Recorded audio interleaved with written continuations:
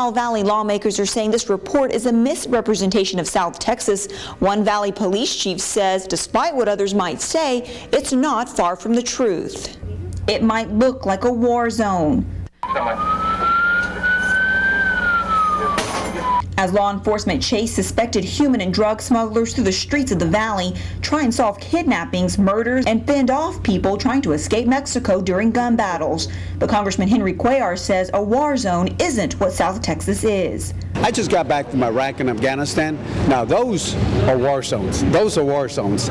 You know, when you have to put a helmet and when you have to put a body armor in very warm weather, you know, those are war zones. In our area, yes, we do have you know, some challenges, no ifs, no buts, but it's certainly not a war zone. He says this recent report not only does a disservice to law enforcement in South Texas, it's also a disservice to those living along the border. I know we have challenges, but it's certainly not the way they paint it out to be. But San Juan Police Chief Juan Gonzalez disagrees. He says because of our proximity to Mexico, this area is prone to violence, and that has been shown time and time again.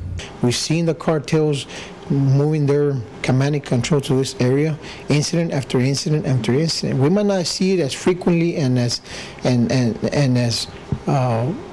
powerful as what they do in Mexico, but we've seen it down in this area. And those carrying out these violent acts are the same ones wreaking havoc across the border, associates and members of the powerful drug cartels. It's being committed by individuals that have a nexus to the cartels or a transnational gang or a street gang in this area that have been hired, have been linked to them. So we see that violent crime. Gonzalez says those in Washington and here in the Valley need to stop pretending that the violence from Mexico didn't make its way here months ago. We keep on preaching to the public that there's no violence in this area, but yet we keep seeing that the violence is still happening.